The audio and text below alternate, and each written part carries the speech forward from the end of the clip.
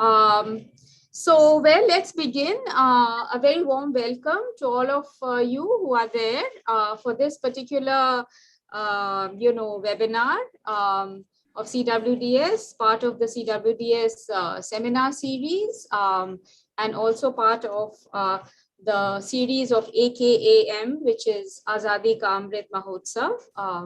This webinar is part of our seminar series under AKAM. It is also to mark Dalit History Month, which is this month. And therefore, I wish to welcome, on behalf of all of us, Dr. Smita Patil. Dr. Patil is from the School of Gender and Development Studies at the Indira Gandhi National Open University. Among her research interests are women's and gender studies, gender and law, political and social theory, caste and identity politics, and education. She has also published widely on these themes, and I'll just mention a few of her well-known publications, which are A Law of One's Own on Dalit Women's Arduous Struggles for Social Justice, Gender Equity and COVID-19, Dalit Standpoints, Economic and Class and Caste and Gender, Reading Caste, Gender and Sexuality in Dalit Writings, and Revitalizing Dalit Feminism towards Reflexive Anti-Caste Agency of Mang and Mahar Women in Maharashtra. Dr. Patil, a very warm welcome on behalf of CWDS, and thank you for joining us today. And today, Dr. Patil's title is Probing the Field of Dalit Feminism. So now it's over to you, Smita. Thank you very much. Yeah. Thank you very much, Dr. Sheena Kazi, for your generous introduction. And thank you, CWDS, having me here, having invited me to speak on this issue. I already, sent a sort of, abstract to all of you in what I'm trying to, sort of argue in this, because it was a very short period of time, I agreed to deliver this lecture. The title, which, probing the field of Dalit feminism, which I thought of that we need to sort of bring back certain ideas and revisit certain contemporary issues that, and also the ways in which that the Dalit studies emerging. So what I'm going to do is that, briefly is that in my understanding that there is ideological shifts which are going on in Dalit studies. At the same time, the ways in which that the relationship of the caste and gender, it is central, and then how it is changing. In fact, as we see that, this debate emerge again, the Dalit studies, and the same time, it's a parallel time, Dalit feminism also emerged in 90s, and particularly, the ways in which, the language played a significant, or I would say the vital role in order to, take forward these issues. And also, of course, the emergence of the Dalit intellectuals, at the same time, the Dalit feminists. And one would see that on the one hand, one would see that Dalit feminism is fought between certain inertia and the appeasement, which I categorically see from the progressive academics. At the same time, the ways in which that, the young generation also, some of them are articulating their voices. And often I see that, what kind of, the remarks and the articulations coming out. On the one hand, one would see that the progressive academics still are confused whether Dalit feminism should be put under the category as a part of identity politics, or should we say as a radical political, sort of intellectual discourse or praxis in the Indian context. As I already mentioned, that emergence of Dalit intellectual, Dalit feminist in the dominant academic spaces is often then, I argue, is celebrated as a revolutionary in nature. At the same time, I would try to weigh my own experiences teaching in the Department of Gender Studies and try to brought up some of the, sort of facts to make you understand that on one hand, one would see that, or even, at certain points that, the women's studies, which was sort of challenged with this discourse of Dalit feminists, the ways in which the Sharmila Reddy argued in her EPW article, and Gopal Guru brought out his commentary and the first article in EPW that it went out differently. I think also I just wanted to sort of compare to the earlier Dalit feminist activist piece that was sort of excluded from the question of the knowledge production.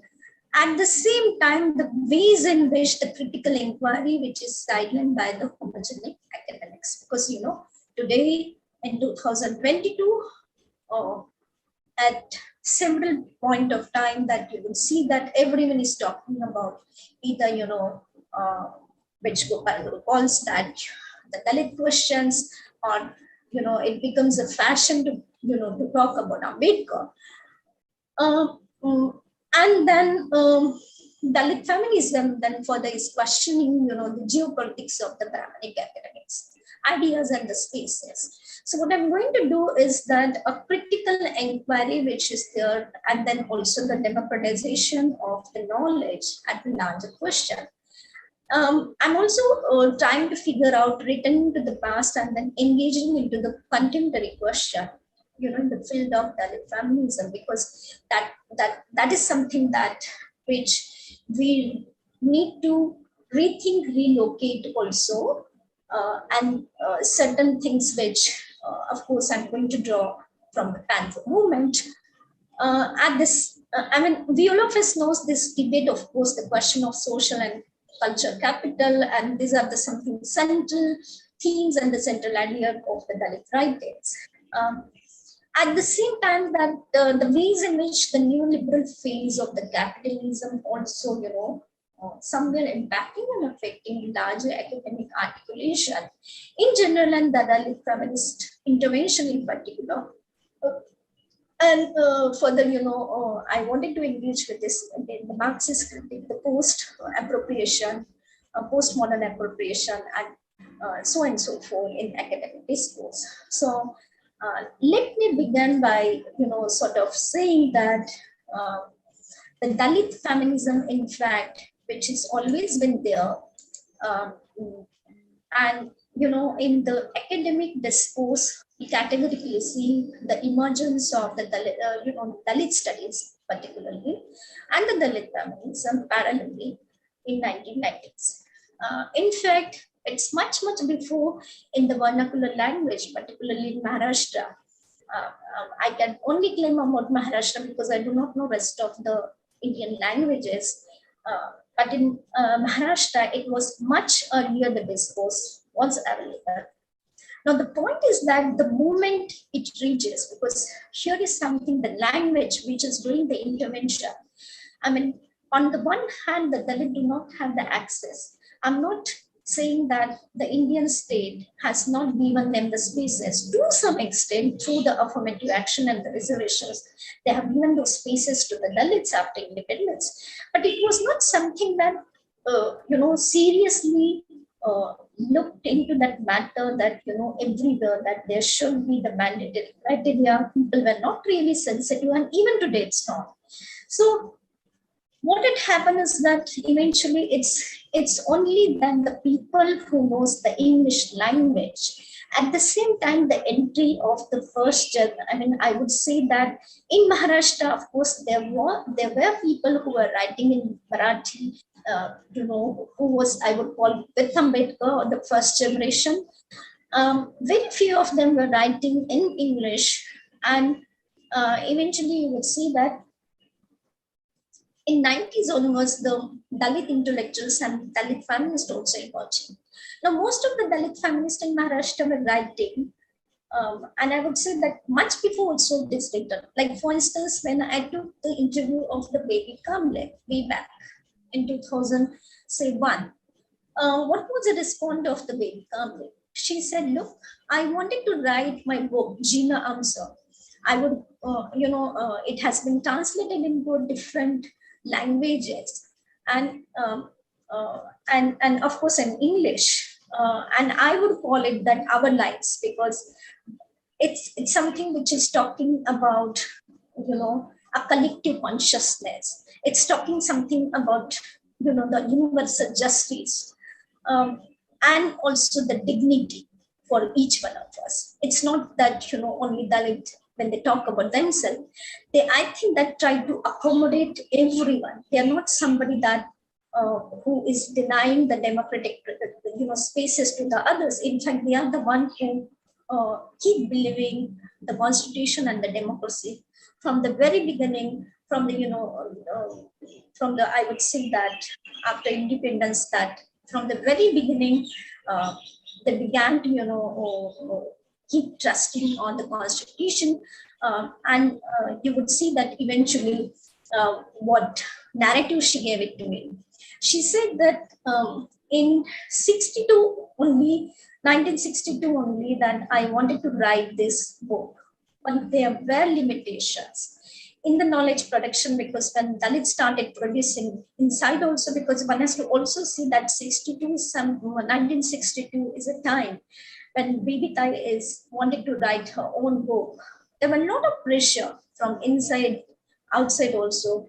How, why, what is it, I mean, interest, why you wanted to sort of write this and reflect those ideas and talk about yourself and your light. So this whole question then emerged, with a lot of tension and pressure, that how one should go about this whole knowledge production. And on the other hand, you would see that the ways in which that the emergence of Panther happened, and the articulation of the Dalit writings in Mahadaksha particularly emerged. Now it's been also very interesting to revisit certain questions when one is talking about the Dalit studies, because as I mentioned to you, that Dalit studies is something which try to accommodate, but it has also larger implications. And I think that we need to rethink again about this whole idea of the Dalit studies vis-a-vis also the women's or gender studies, because as I've said that when Dalit feminists in fact challenged the women's studies, the entire discourse, it became topsy-turvy, where everyone today talks about, for sake of at least talking or writing, they write about caste. They try to locate this category of caste and their hierarchies in order to understand, categories of the woman. On the other hand, you would also see that it is something that which is again going to be very problematic, because I think we need to broaden the spaces eventually. I mean, today you would see that certain people are writing, and certain people, when they write, there is a sort of, if you look at even very, very carefully the writings, one would see, because I was thinking to sort of map the Marathi writings which has been so far done, because of course Sharmila brought this debate into English, but these debates were very much there, and one would see that it is because of this whole emergence of Dalit studies. One would categorically see that the ways in which that this debate engages us. Now, for instance, it has extended to the debate, this debate extended most recently to focus on Ambedkar's question, his speeches, his articulation, his work, then his contribution to the constitution, so on and so forth. I mean, it's a long debate. I think that what one has to also try to look at the regional specific interventions when one is talking about, the Dalit studies, and particularly, the Dalit feminism. Um, because, at one level, one would see that the ways in which whole question of the geopolitics of knowledge, which Dalit feminism, is questioning. And of course, it's in Brahminical nature, because, entire academia till 90s were dominated by so-called upper caste. Even today, it is upper caste class people and with their location. And they acquire those pieces because, at some point of time that these debates were never been something which have been heard. But also, I think the political intervention or the politics, the politics which is there not only in the knowledge production, but also at the larger space, a state, the regime, the articulation, then how it has been, eventually appropriating them. I just wanted to, cite here a few examples, like for instance, as Ramnaran Dalit argued in his one of the wonderful contribution, I would say, the Dalit Studies, the book he edited, in which he argues that, Mandal was one of the criteria which he talks about. Um, Yes, I do agree that Mandal was there, but I think much before that. Now, when we talk about the entire question, particularly about this knowledge production, because people are not able to yet understand, because we have not yet gone beyond, because in Maharashtra, you could see a different kind of trends within Dalit feminism, which is there and which emerged way back. And you could see that. For instance, when Panther talked about the category of Dalit, it was very accommodative, inclusive category. They try to address the question of Dalit tribals, nomadic tribes, Bahujan. I mean, it was something, including, I would say, that the LGBTQ question, the Samata March, which Namdev Rasal took it, I think, which Disha Pinky Sheikh argued that was the first, sort of adventurous, march which Namdev took in, which he was trying to even address this LGBTQ or the transgender issues.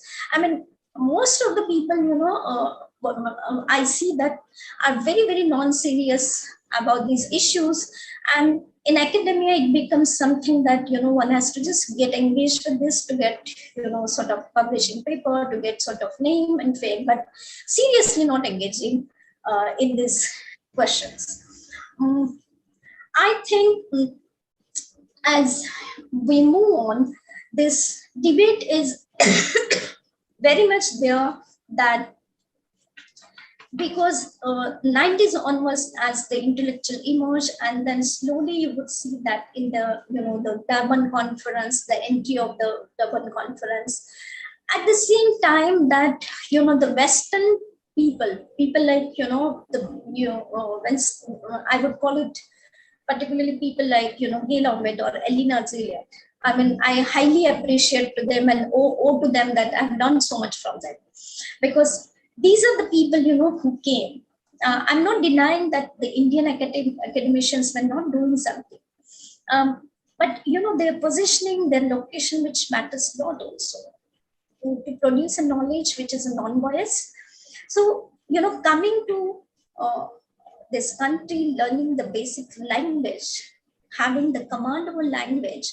Otherwise, what you see that I categorically see the people who are even guiding the students and not even knowing the foolish schools are there existing or not today, which emerged, when it emerged and when it got shut down. I mean, it emerged in 1848 and it got shut down in 1854 because of the lack of the monetary issues. we all of us knows that how he protested, how he had gone to the queen.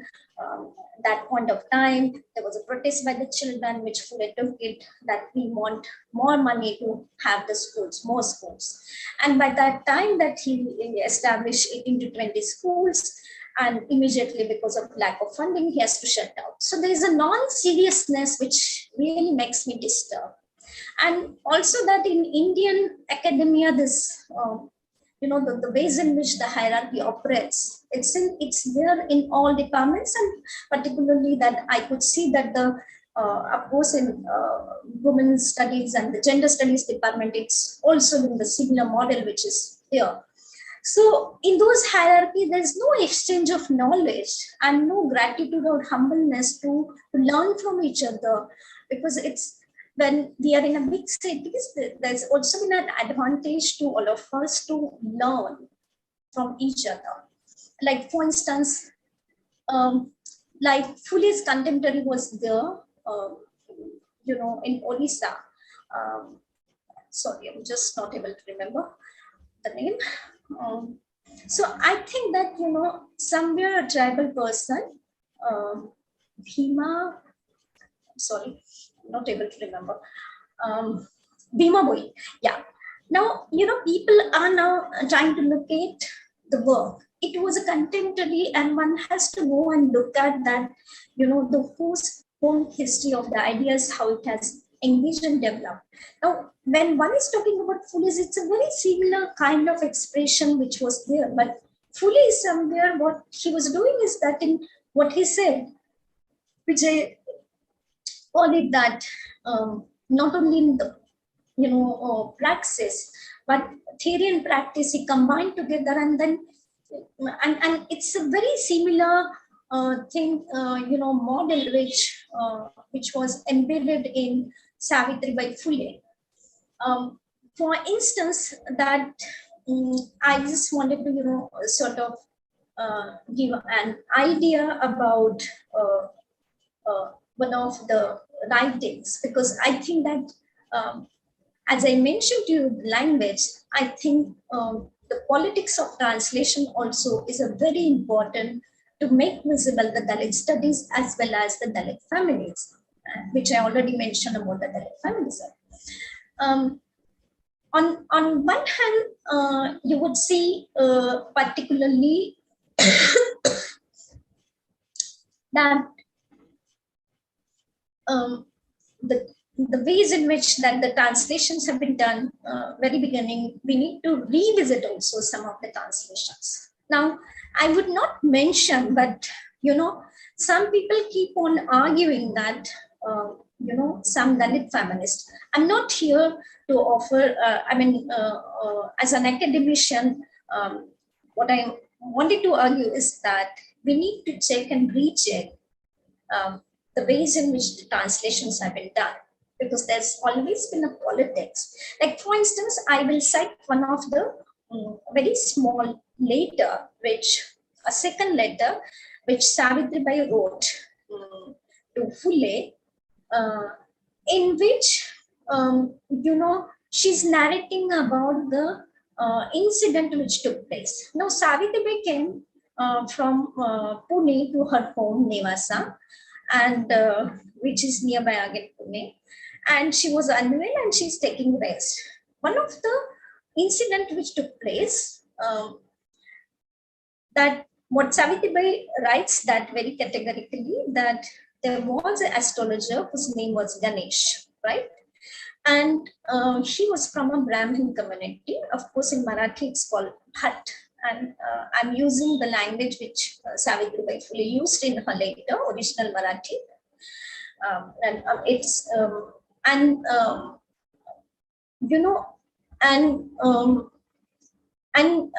This Brahmin boy goes from one place to the other place, and where he's an astrologer. He's talking about Panchang, and and then he fallen in love with a young girl called Sharja, who is from a Dalit community, right? The original word and she's a pregnant from him. Now they fallen in love and they wanted to marry also. So As soon as the villagers got to know that, they wanted to, this incident happened. It's a very similar kind of reaction what you see, that they were about to kill them, which we could see and relate to the Kanaji incident today, right? The violence. So she talks about, Savitribai Phule talks about that, how this both of them are, she immediately went and saved. Now, Savitribai Phule is very simply writing about this incident to explain and inform us that, how the violence, she stopped the violence, they were about to kill. And then she finally wrote to Phule, I'm sending this two of them to me and you take care of them, right? Some of the Hindi writings which I've seen, and there's no bibliography to the book. It doesn't matter that who has done a translation, whether it's a Dalit feminist or the non-Dalit feminist. I think we should be honest and sincere by doing the translation or writing any book, right? So you would see that in this Hindi translation, it comes out that कि लड़की के ऊपर नजरें भिर भिरा के घूम रही है. So I think that, we have to be very, very careful in terms of dealing with the knowledge production. It's not only about the Dalit studies or the Dalit feminism. I think that one has to be very, very careful about these debates. Now, today what is happening is that when one is talking about this whole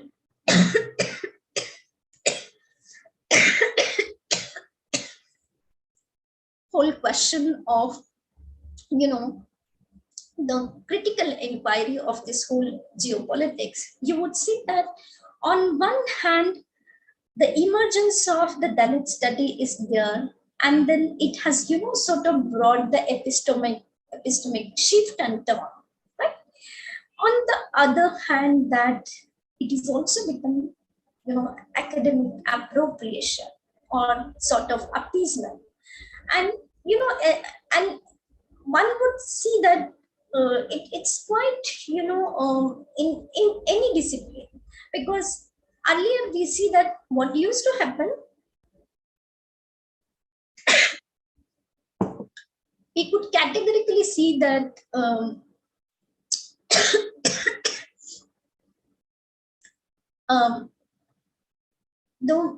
we could categorically see that, the question of caste was addressed in sociology, anthropology, history in a different manner. But why isn't that, the ways in which that the Dalit studies or Dalit feminism argued the whole, knowledge production? It did not happen because, it's people who are sitting there, they never felt, because many of them are the privileged people, right? So, and they don't want to engage with this whole debate, in fact, to go further and raise this question. At the same time that, I mean, most of them, and I have been arguing through my articles very often, that we need to go beyond and see that Dalit feminism or Dalit studies should not be seen into a limited identity politics. At the same time that, what kind of problems do we face? Like, does it, how it has been projected without history? Or is it something that also to read and read it, as many of the people argued that it's an offshoot of the postmodern debate, and the question of the modernity has never been addressed. The question of Dalit woman, and you would see again that the ways in which, like when Sharmila argued, the whole debate is the question of the difference or the postmodern take on this whole question of the difference, which is there. Now, if we look at the whole history, because Dalit studies on Dalit feminists also, they are going back and stressing the Dalit movement and its history. Whether you take Maharashtra, Punjab, South, Tamil Nadu, Kerala, and I think that rather only focusing only to some particular state, I think we need to go beyond and try to sort of bring back uh, more historical facts and try to sort of do the archival work and try to figure out the books, literature through novels to poems to other sources or primary sources. And therefore that this debate again further we need to go beyond and see, because I think again that as Ramnarat Rawat and also one of the very young scholar which I wanted to sort of quote his work is the Ankit, I think, yes, his name is, I think, Ankit Kaware. And he's also trying to bring out this whole tension because, he wrote this very interesting article which is called Impossibility of Dalit Studies, in which he's, trying to sort of see that, at one level that it has been, looked at as an sort of from the exclusion category, is, particularly the Dalit studies and Dalit feminism. In fact, he focuses on Dalit studies, but he draws the larger ideas also, of course, from Windy Brown's published work, which got published in 1997, and this particularly the essay called Impossibility of the Women's Studies, which she's trying to sort of discuss the academic discipline of the women's studies in the American universities. And so he draws this title, and in which he is trying to sort of argue that, particularly in the higher education, in the context of the pedagogy, that how this debate have to, that the studies debates have to look and relook at several levels, at at the practical, at the institutional level, and its policy in the higher education. And I think that I just want to relate this my few personal experiences here, that yes, one has to see the direct linkages of the Dalit studies and the women studies also, as he draws from Wendy Brown's article. I could relate that because it's not something that which one is talking about for sake of writing or as an academician. I think the whole fight of, at one level, the Dalit intellectuals are trying to sort of argue and place that, look, it's also the question of the respect, dignity, and the knowledge production which we are producing needs to be acknowledged, right? At the same time, Sharmila has done a very interesting work way back in 2007, particularly Marathi article which Ankit also quote, and I happen to read this Dalitanchi Bodhik watch. I mean, it's all about the intellectual capacity.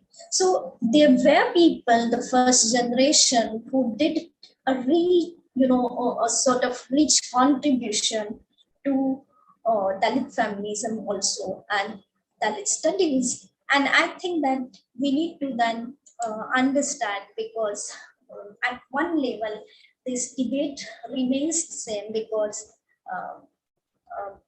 putting into one box as an identity category,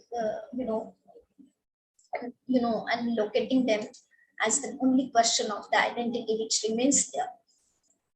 For the Dalit Bahujan, category, I would say that specifically they argue that it is something, a liberatory politics.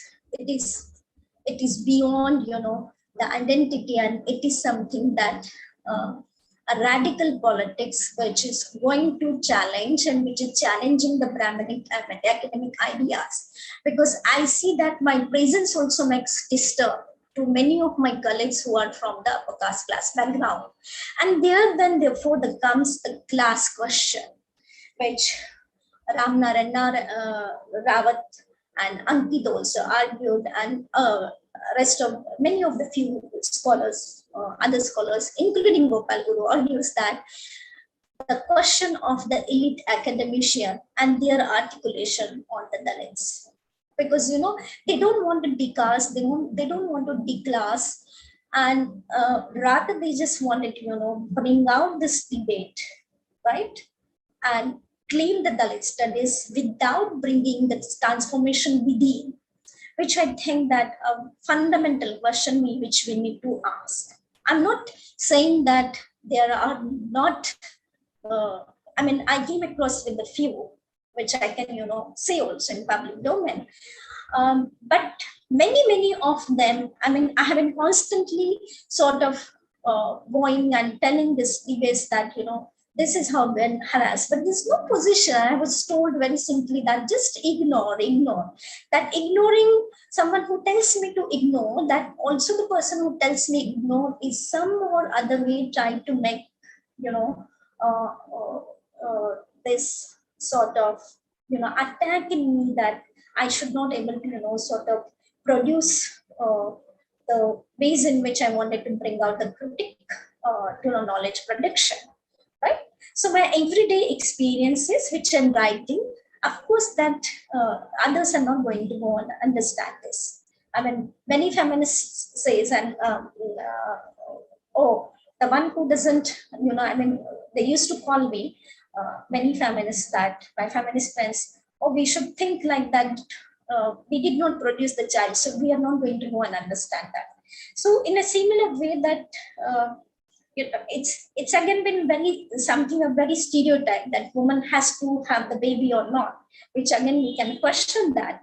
But this is what sometimes the articulation which comes in, and we have to understand very critically the class question: who produced what? Does the Indian elite try to produce this, or for what sake today they are talking about Dalit feminism, class caste question, or do we need to go beyond and asking to think? Because at one point when one is talking about this, one would categorically see that it's only that to put into one sort of box under that category, that look, we do teach Dalit studies, we do teach Dalit feminism, we do teach caste and gender, and we don't practice and do the caste discrimination. And recently I'm working on one of the paper which I have taken an interview of the number of the Dalit teachers, students, and the pedagogy practices, how the classroom is there, how, how this again, this debate particularly, this debate on particularly, on the question of class caste has been taught. It's wonderful to teach, but it's really saddened, and it's really make me disturbed to see the body language, the gesture of the elite class women, most of them who teaches women's or gender studies. And they many times that they are part also of the movement. So I'm categorizing also because you see that the first generation women, most of them from the Dalit community, they're talking about their issues. Particularly they were into activism, and they were not able to write and articulate their voices, right?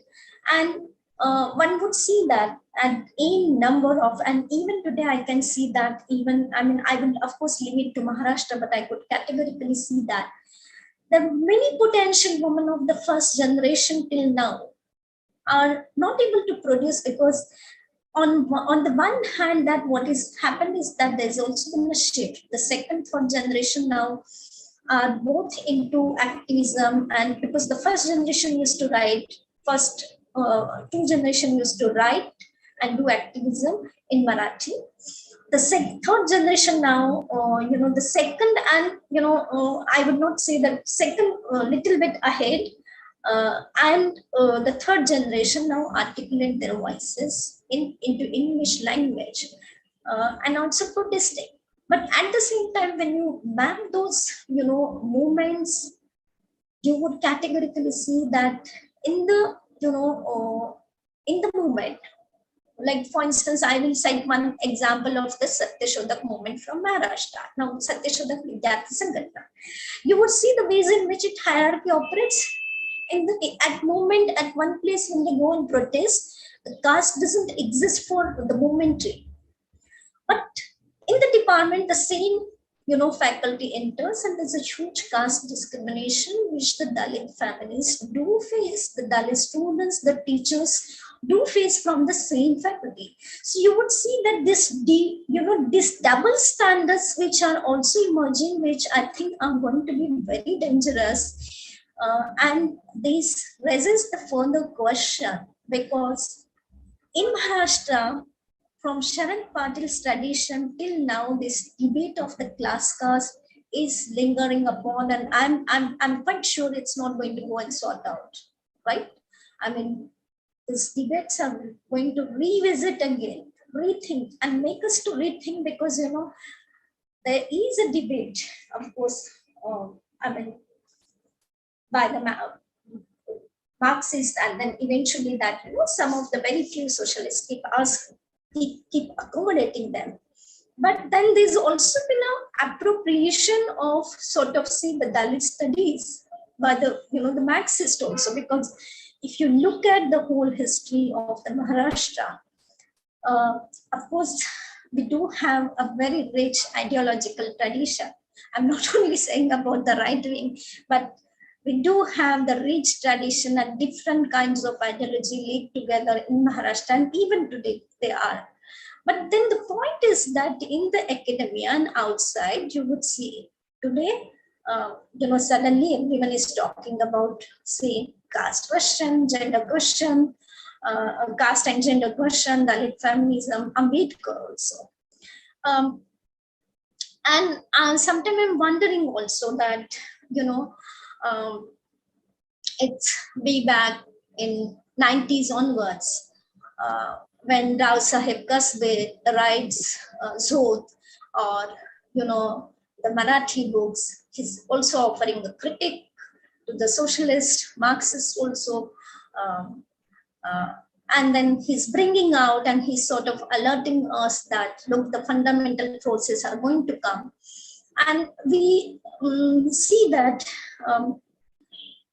no one has taken very seriously, because again, Rao Sahib Kasbe and others who were writing during at that point of time, including the Dalit feminists, they have been taken so lightly that they are the one who alerted us way back. Look, these are the fascist forces are going to come to the power, and be careful. But it is because they are the one who are from this particular community and a Dalit community, so that knowledge production is also sidelined by many scholars. And today you would see means that Left World, when it publishes the book and translation, I mean, which makes me of course happy. But what I'm trying to say, that if it would have been done much before, I think that it would have given the broader platform to make us understand to everyone. Like for instance, I often say in my classes that, look, in the women's studies, when we teach history, we just go back to Maharashtra, then Bengal, and then South. Where is that hidden history of the Northeast? Isn't it that women were not existing? So isn't it that? So I think that we need to explore in the multiple ways, because when one is looking at, again, I would say that when those academic spaces Dalit works, at some point of time, that majoritarian academic imagination is that it has been okay. It's a ghettoized Dalit groups, and you would see that in the social media when there's a constantly, because I do follow very limited the social media, but you would see that the moment Dalit Bahujan started speaking, there's a constant attack on them. So my point is that let them also speak in the democratic spaces. It's not something that to be reactionary, that because my ideology is correct and others are not. I think it's a democratic spaces and the ways in which we need to go. But and this you would see in a reputed educational institutions, paradoxically it's happening. And the moment these debates emerge, there's also been a silence.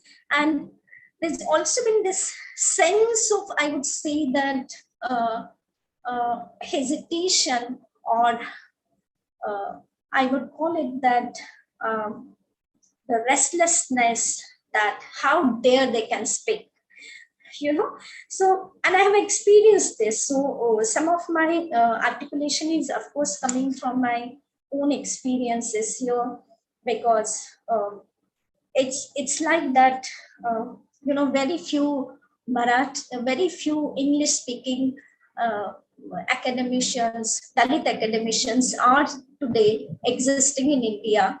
I mean, very few, very rarely. So you could see that restlessness also, and then the ways in which that social and culture capital, which upper caste academicians have, which also again that sort of undermines. I mean, there are certain debates which, uh, which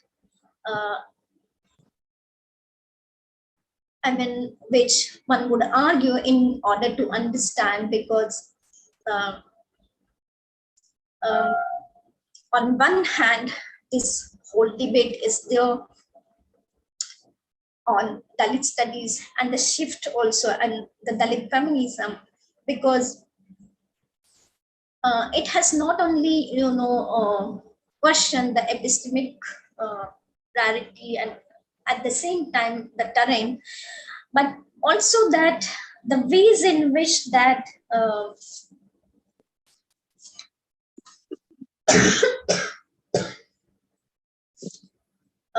it has to seen. And I think that one needs to go beyond, like for instance when one reads particularly this fantastic book Humiliation by Gopal Guru and Sundar Sarukai, one would see that the ways in which that the theoretical take which both of them are trying to take on this whole debate on is arguing this whole knowledge production, uh, and and what are the ways in which that one would see that. And this brings back again to the question of who should theorize what, which Gopal Guru in his article way back argued how egalitarian social sciences are, in which he categorically says this this debate that theoretical Brahmins and empirical Shudras. And I think therefore that then one has to be very careful to deal with this question, because I mean the historical experiences are there, of course, about the caste discrimination. As I mentioned about this 1890s, I think 1876, the later of Savitribai Phule, which I used recently for one of my articles, and whole translation while I doing, I realized that there are a lot of number of questions which one can address. And I think that we need to then further think that, because some people do argue, as I mentioned already, the postmodernist celebration and the difference, but it's also been a gene today. I would call it that it's become as Guru argued in one of his podcasts of the UPW, it becomes a fashion. And even today that Dalit feminism, Dalit studies, or Ambedkar, it becomes a very sort of populist kind of thing. Dalit question, because there is no genuine efforts to make it understand the educational inequality, because you would see that, and I would cite the most latest example of COVID-19. It The moment the lockdown happened, it emerged. There were a number of horrific, kind of posts, uh, the hate language, you know, whatever they want to call it. Let them die, the scavengers. Let them die, the people who are rag pickers. Let them die, they are the lower caste. Let them die, they are the Dalits. Let them die because they are the one who are taking the advantage of the reservation, or I would call affirmative action given by the state. So, at what level is this going? So, my further, therefore, the argument would be is that is there any possibility to go beyond, and why should not we sort of try to invoke the studies, like what is a relationship, like for instance, when the Hadras happened, the brutal rape on Manisha Valmiki, right? It's horrific. We know how state worked and operate, and we all of us knows at the how Kalanji happened, how brutal it was.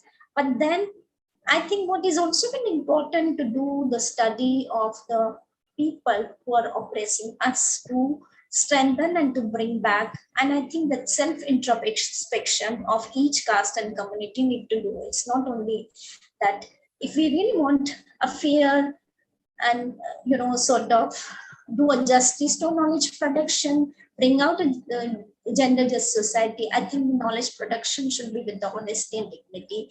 And I would just quote from Ambedkar's book Revolution and Counter Revolution, which Baba Saheb argued, uh, that wonderful writings, that where he says that you are the one who are oppressing us. You don't have to teach us. Those who are morally and ethically down, they don't have to teach us what violence means, what oppression means, what caste means, and what anti-social means. And thank you. Seema, I will stop it here. Thank you, Smita, for that very interesting and moving and very reflective talk. So can I now invite the audience to ask questions? You can either do so directly or put it in the chat box.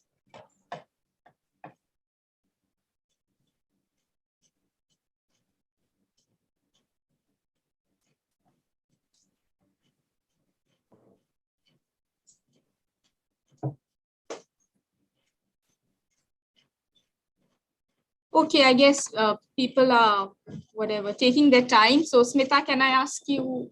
Yeah, please. A question, and thank you for your talk. I found it, very profound. You talked about the issue of identity politics, and I think that's really interesting because I myself am grappling with that while engaging with, my kind of research on minorities, especially Muslim women in India. And the term identity politics has been used very carelessly, I think, by the women's movement. And it seems to suggest that, there are identity groups and they have certain interests. And as long as those interests are kind of addressed or served, So it gives a very ahistorical, the other point which you raised, which I found is really interesting and very important, is the point about history, because all struggles and all conditions, whether it's a Dalit condition or even the Muslim condition in India today, it is historically produced. And therefore, the truth is really, in a way, historical. And you have to acknowledge that, which again, I think that there's very little of that. So there are many points which you talked about, but you mentioned transformation from within, and I do understand what you mean. But I just wonder, I would like to know what you think of, transformation from within, because right now, in the contemporary period, we seem to be, kind of, bulldozing any kind of transformation. And it brings to my mind, the most recent book by Jan Bremen and Ghanshyam Shah, which was not published by either OUP or SAGE. Both of them refused. So that's the kind of superstructure which, we are talking about. And I just wonder if you had any thoughts about that. I think, I was trying to relate this, and I, in the beginning, said that very specific to Maharashtra, I will limit. I could see that, yes, what you are saying, I could understand, and it's very difficult time we are going through. But at the same time, I think that it's also been a responsibility of each one of us, and of course, the women's movement. Because if we look at the phases, the first generation, the second generation, third generation, fourth generation, different kinds of the articulation which emerge, and at the same time also the interest, because if somebody wanted me to speak their language, they are not able to speak, but they may ask me to write in a certain way, which you recently cited also this book also. But there are people who might not be from particular A, B, C, D community or from the marginal class caste, but there are a number of middle class women in Maharashtra, whether they might be from the Maratha or the higher caste in terms of the caste hierarchy and the class hierarchy. But they are coming out, and what they have learned, they are expressing that. They keep saying to them. अच्छा हाँ, इनका अभी ले लो, इनका Yashma madam भी है और वो भी, दोनों है ना, स्क्रीनशॉट ले लो. Neeru, can you put off your microphone, please? इन दोनों का ले लिया. अच्छा, चलो ठीक. Sorry, Smita. No. So, in a way, that what I'm trying to say is that there are a lot of young girls which keep coming and writing, and also sort of mingling together with the Dalits and other groups of I would say that Dalit, Bahujan, Manchit, nomadic tribes. And while articulating, when you talk, they will categorically say that each day we go and we see that what we speak, it should not hurt them, it should not somebody demoralize them. But what is happening in the academia, you see, it's that only I have to write. I just wanted to write. So does it mean that I should sort of disturb the others? Or does it not that it's my duty to check and recheck as an academician? Oh, I get the decent salary, I should only write. It should not be. So as a result, what you see, and I just wanted to quote here again Ambedkar from his Marathi writings, what Ambedkar says. It's important to understand it's that which direction you are walking. It's not important that how much you walked. So I think that therefore this issue comes that if we, each one of us have this moral ethical, bond, okay, these things are going wrong and I'm going to stop it, then I think that you would see that there is a bright future of movement. Otherwise, I mean, of course, that we are in a dark age, and it's going to be very, very difficult, because on one hand, you would see that I was sometimes surprised to see that number of academicians, doing the plagiarism also, taking from Marathi. Like now, I just mentioned about Namdev Dhasal's march of 70s, 80s, which Disha Pinky Sheikh talks about. I could have easily said, because no one knows much about Disha Pinky Sheikh, but I think it should be intellectual honesty also to sort of place those things. So yes, so I think that it is each one of us.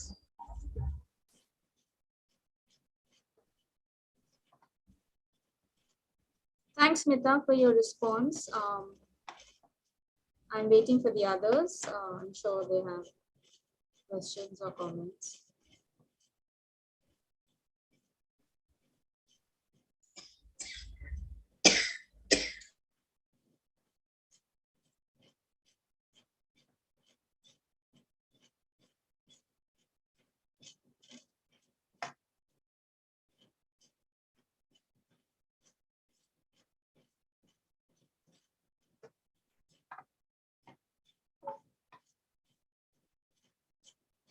So others, comments and questions? Everyone is very silent.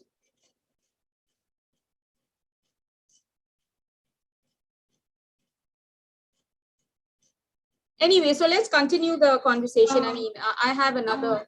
Sorry, have another question. Okay, yes, please, Gayatri. Can I ask you, like, it's a probing if I say that how do you contextualize then this Dalit feminist movement if let's say if we don't contextualize within this whole historiography of caste? I mean, the whole oppression, exploitation of Dalits, it's all, we understand it, and sociologically, anthropologically, we understand it within the context of caste.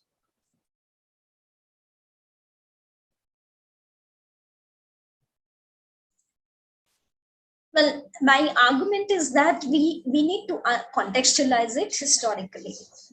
What I'm saying is that the history which is there fragmented, we need to understand thoroughly through the language, because I could see that the ways in which that the translation, the politics of translation goes on, we need to do the justice. I'm not denying that. I'm saying that we need to contextualize it. There's no doubt about that. But then one would also go further and try to understand. It's not only that, because what we do is that in women's studies or gender studies or many of the disciplines, we used to study and read this, but I think we need to go beyond that also. I'm not denying that we should not contextualize, because I think the ways in which it has been contextualized, like for instance, Srinivasan's argument, if we take it, there are a lot of criticism to that also, right? But at the same time, if you even look at the work which I mentioned, Rao Sakka's work, now, one is not denying that we are not contextualizing, but one is for trying to understand that we should go beyond this identity politics. We try to see that it is something, a politics, which is liberatory politics, which is talking about dignity and respect. And I'm not saying here, per se, for the Dalits. If what I made a claim also is that Dalits are more democratic, which uh, Gare also used to say way back. And today you see the complexity, particularly when Hathras incident happened. It's a very complex issue of the land which is there, and one is not dealing with that. Of course, one is dealing. Like for instance, now suddenly when one is claiming that I mean, as I said, that it's again been sort of appropriation by right and left also, particularly in context of Ambedkar. What I'm trying to say is that we need to also understand Meghaji Narayan Lokhande. It is much before the left party entered India. It's a, Phule and Meghaji Lokhande is talking about labor movement. There was a labor movement. And now the real question is that I'm saying that we have to contextualize it. What I'm saying is that different regions are there. We need to have more rigorous, serious studies on this. And also the people have to rethink and go beyond. I mean, I'm amazed to see that when I see that it's a Brahminical patriarchy, what I see, in the Hathras issue. And I found very interesting that the BAPSA students take on that any girl from the Thakur community should come and speak out the Brahminical patriarchy which is there in the Thakur community. So one girl came out and she spoke, which I highly appreciate. So that should be the dialogue. It's not that I come from that particular community, so I should limit myself and I should sort of, keep that I'm the great, my class is this. So, I'm a unique, my, grandparents were like this and like that. I think we are in democratic spaces, so we should be open-minded.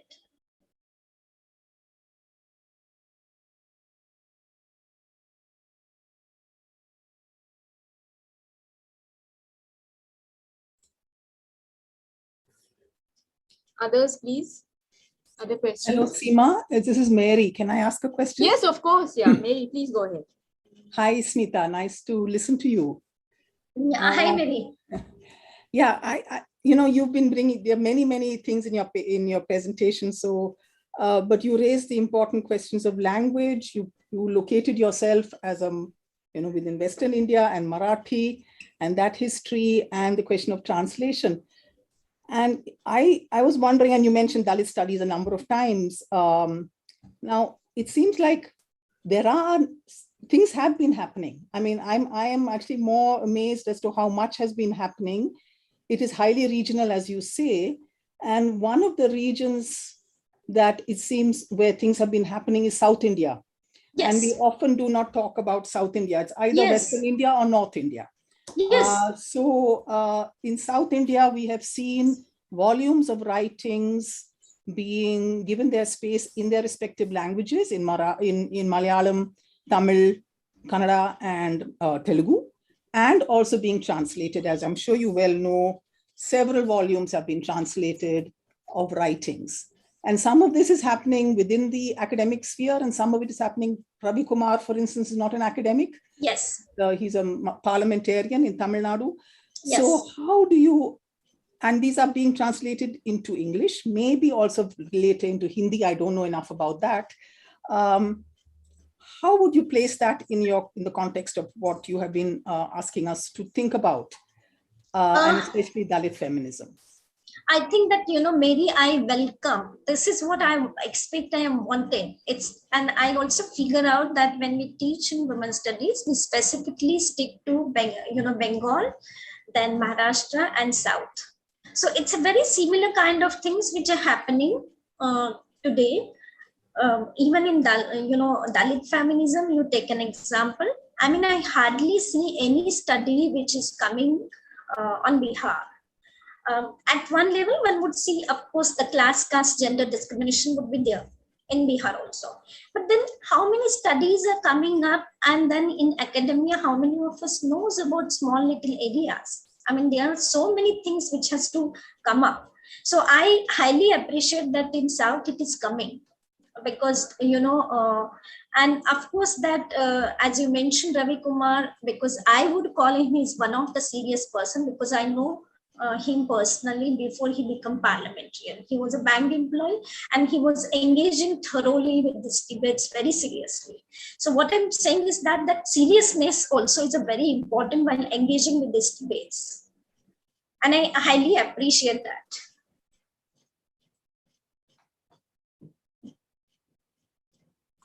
Thanks. And thank you, Mary, for asking this question, because South, I could see that in particularly Kerala, I'm aware with, Tamil Nadu, I'm aware with, and also Andhra. Also, Mary, I feel that, one of the reasons may be when you talk of the South, there has been largely an autonomy of language. There has been not the fraught language politics, which is very much there in North India. And unfortunately and very sadly, many vernacular languages have been pushed out, and I think that may be one of the reasons. And also very interesting, I mean, I don't read Urdu very much.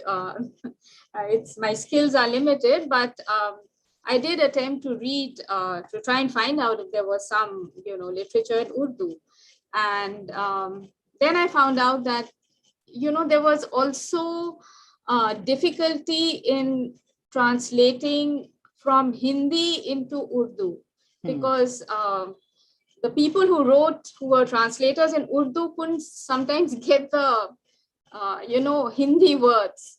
So, there might be localized kind of, very subjective impediments, let's say.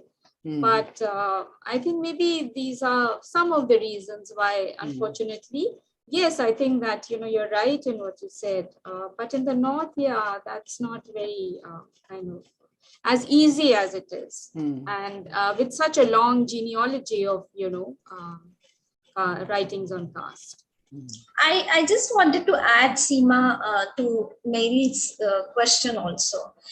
You see that since I teach in a distance university, but I happen to guide some of the very interesting project of some student who can personally even traveling from Assam to, to visit to me. What was, interesting about it is that during, say, 19th century, the number of upper caste women in Assam is writing about their own plight. Now, as you mentioned that, in South Maharashtra and only, Bengal, you would see that number of writings from the 19th century itself is appearing. And so when I ask the students to do something different, then this is also an exchange of the knowledge production to understand the Assamese, say Kayastha community or somebody, which makes me to think and rethink about how they used to live, right?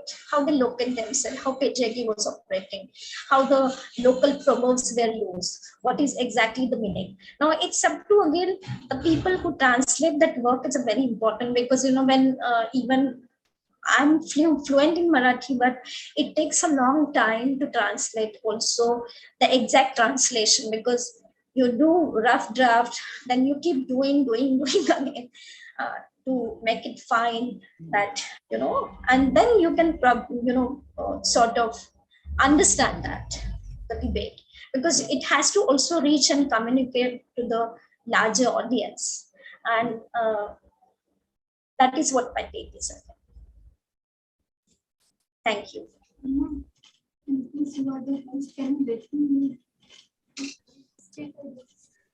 Thank you, Smita. Others, please. Yeah, hi Smita. Hi, It's lovely Vandana. listening to you. I have a very small question. So in this debate, where do you place Dalit feminism today, today's context, where Dalit women and coming from different backgrounds, from caste locations, and their histories itself are very different.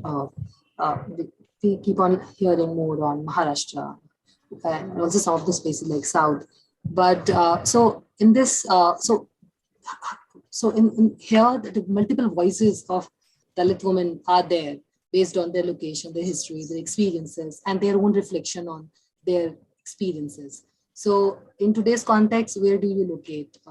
It's very complex, but so just Yeah, I mentioned while talking, Vandana, that people have not yet explored the different, kind of, trends which is within Dalit feminism, which emerge again, of course, from Maharashtra.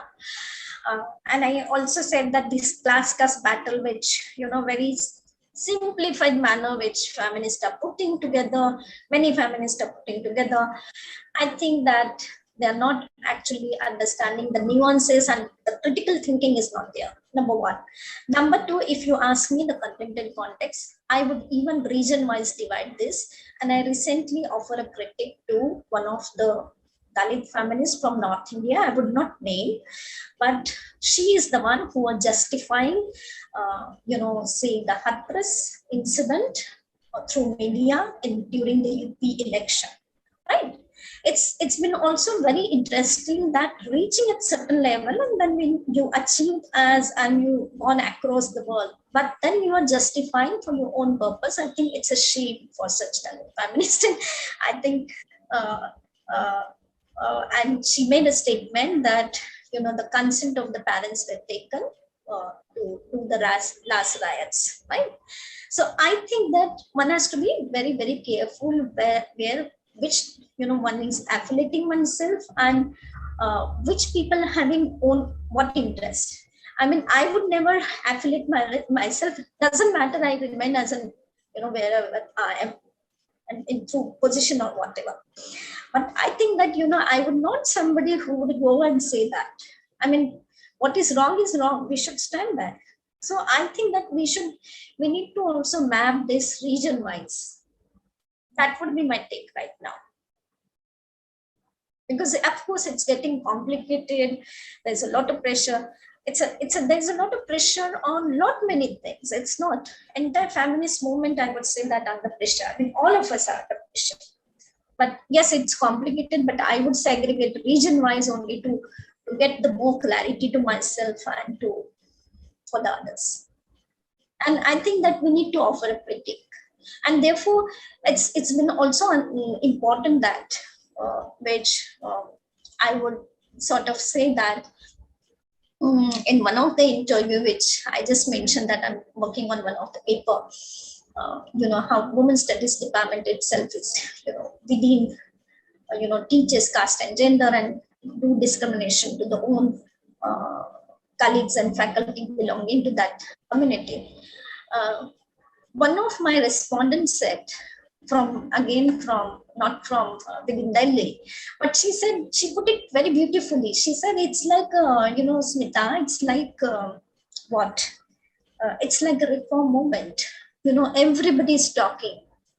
See, Rajaram Mohan Roy also is talking.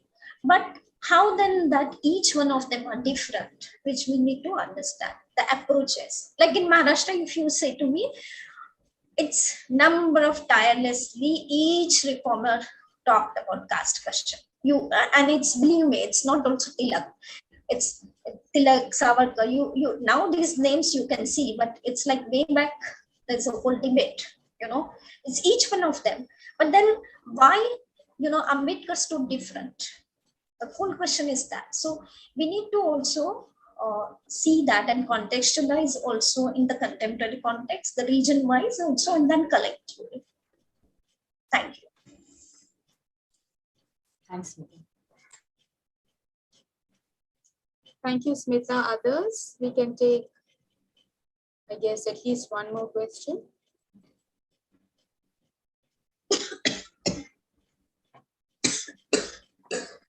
May I ask another question then, if there's no one else? Yes, Now, sure, Mary, Ravi. please.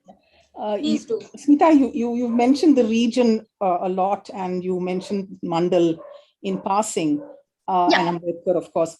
Would you say that the, and I'm speaking here also autobiographically, that it is a combination of the national and the regional Yes. that has in fact shaped both the Dalit movement, Dalit studies, and Dalit feminism, insofar as, yes, there were these prior histories and often not connected to one another. We don't even know if, fully, someone like Periyar or Ambedkar even knew each other or knew of each other. Yes, they knew each other. They happened to meet Mary. Yeah, they met, but yes. not cross-fertilization as far as we know. Yes. However, something changes, and maybe I'm saying autobiographically, with 1990.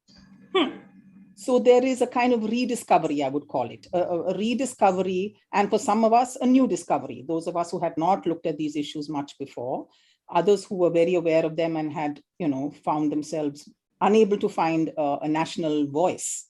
So would you say that the Mandal event,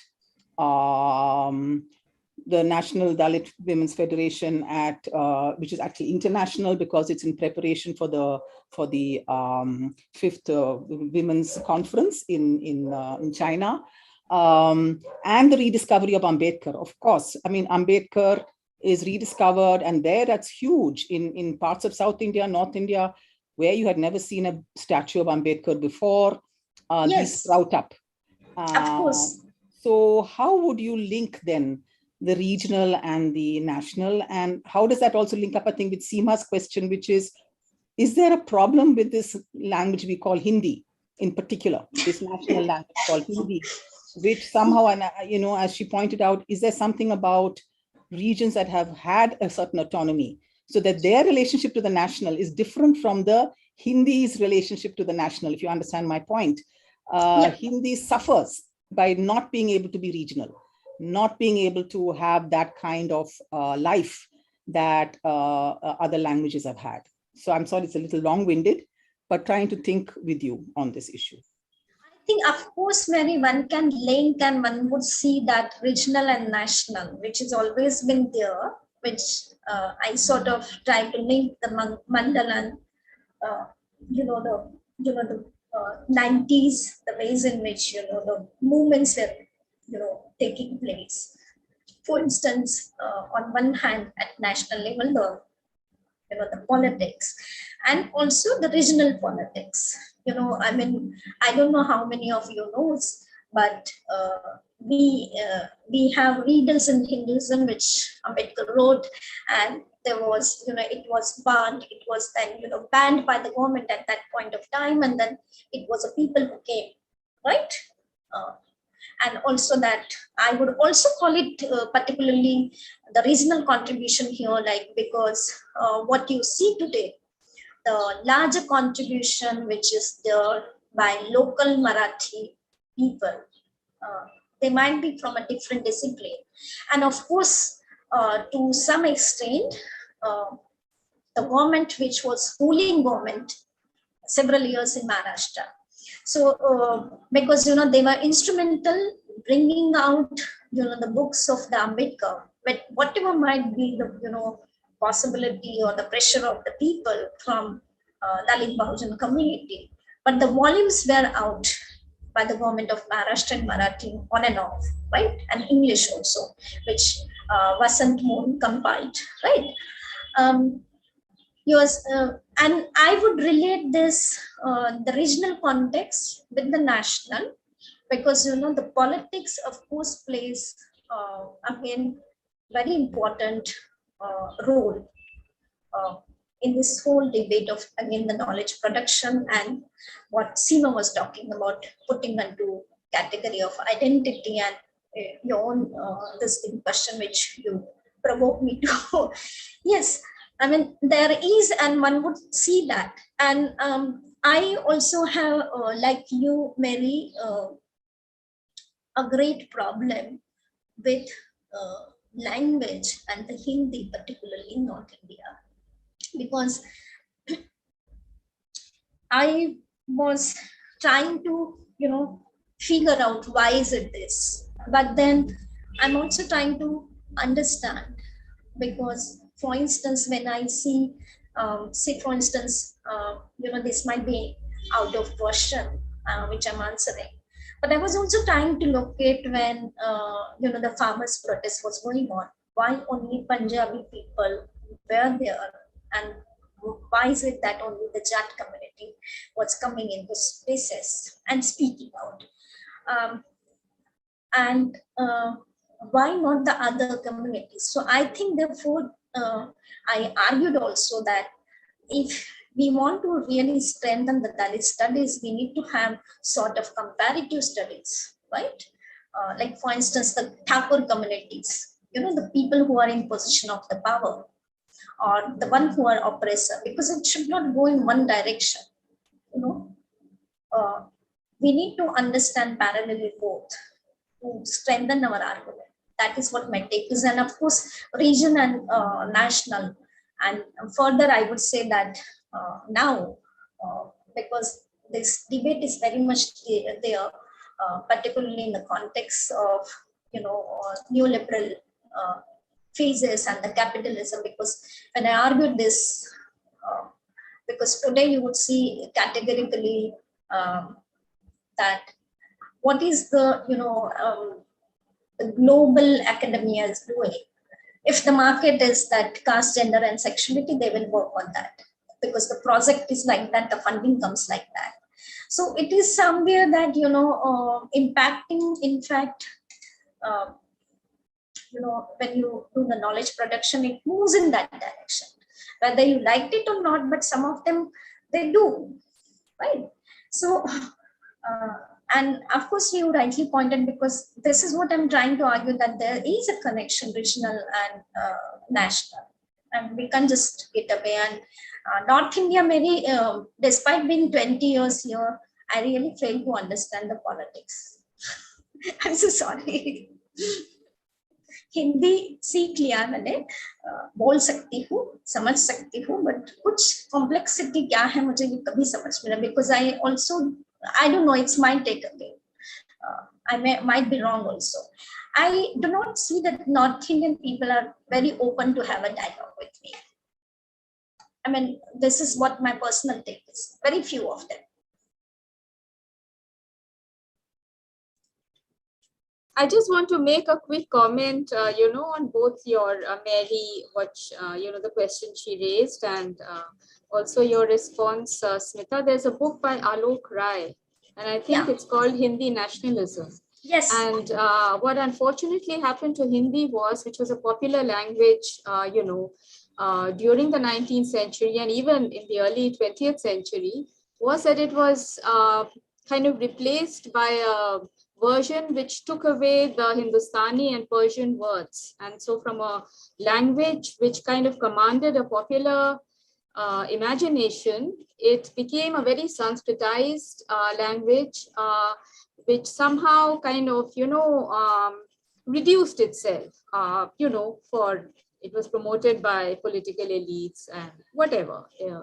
So that is what unfortunately has happened to Hindi. And that is also the reason why, Dalit works, Urdu scholars find it difficult, because the language is so Sanskritized that they can't seem to find the Urdu equivalent of that. So that's just something which came up, what you said. And it's very regional what happened, because UP was the heartland of Hindi and Hindustani, and today it's no longer that.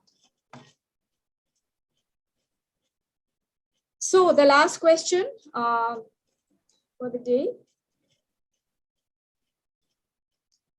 Okay, well, I think that there are no more questions. So, Smita, I want to thank you very much again on behalf of CWDS and all of us. It was a very interesting and very reflective talk, and I think you raised a lot of questions. And thank you also for the audience for being there and for asking the questions. So thank you very much, and we hope to see you again in the next seminar. Thank you. Thank you, Seema, and thank you, CWDS. And thanks, Mary. We'll catch up.